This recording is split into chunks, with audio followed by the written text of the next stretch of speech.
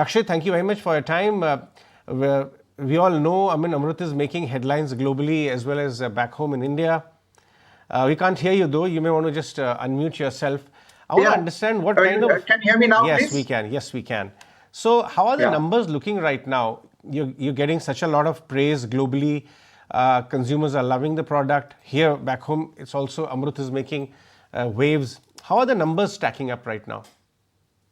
The entire aspect of Indian single malt whiskey globally has picked up really well. Recently, at the International Spirits Challenge competition, Amrut won 5 gold medals. It's never been done before by any single Indian distiller at a single event. So we have the Amrut Fusion, Amrut Amalgam, we have the Amrut Nativity, Amrut Cask Strength, and Peated Cask Strength. These are the 5 variants of Amrut single malt whiskey that won 5 gold medals at last month's International Spirits Challenge. But having said that, the category itself, premiumization, is doing exceedingly well in India and abroad. So, especially in India, the concept of Indian single malts, we have Amrut, Rampur, Paul John, or Indri, Gyanchand, and a host of other malts are going to follow suit. So, yes, it's an interesting time within the premium and luxury segment in the alcohol space in India, please. So, Rakshit, what is your own foresight right now? In the next 2 to 3 years, do you think this premiumization trend is going to continue? And will you continue to see the kind of volume uptake that you have in the last 3 years?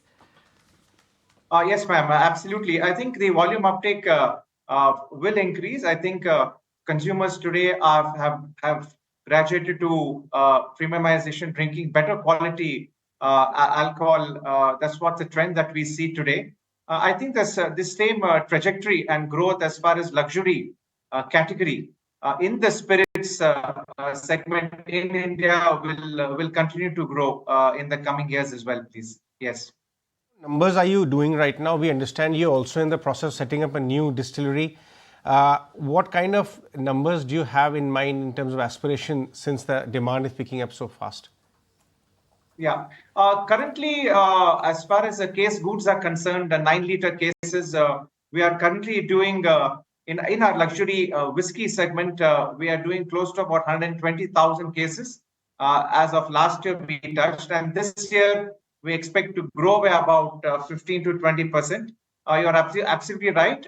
We have now taken up an ambitious plan of expanding our distillery here in Bangalore itself, where we'll be increasing the production capacity by another 50%.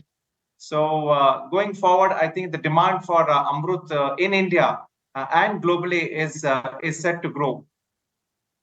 That Amrut would be enjoying very good margins. What's the average price of bottle, which you're talking about 4 or 5 of them, and how are the margins in this segment? The margins in the luxury space certainly are better. Obviously in comparison to the economy and the prestige and deluxe categories that we have within India. If you take, for example, as you know, alcohol is a state subject in our country. Each state has their own taxation system.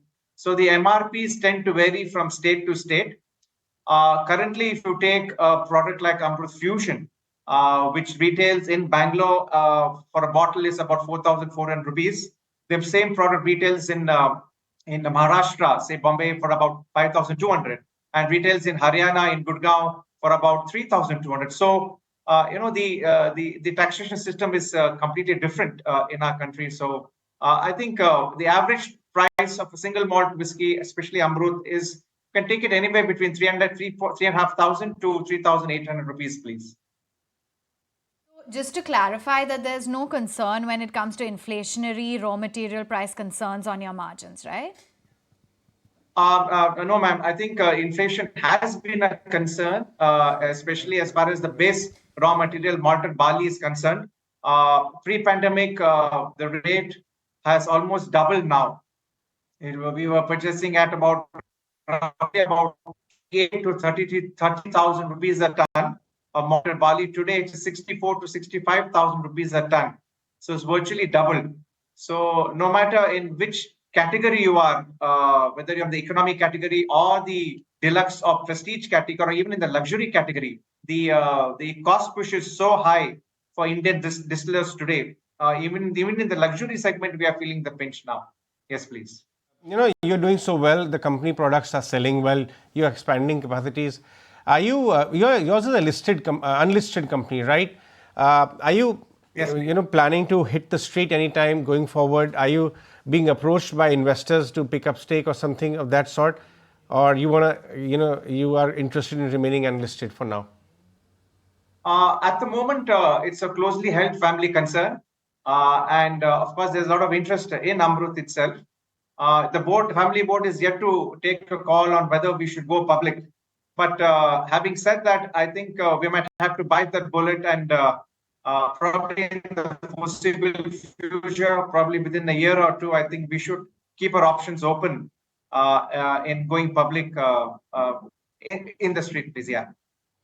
Excellent. So, in 1 or 2 years, you are open to going public and are being approached by investors. Why not? The product, I mean, it all comes down. It's like, if the product is good, then investors will definitely come and queue up. But thanks very much, Rakshit, for your time today in discussing the road ahead for the company.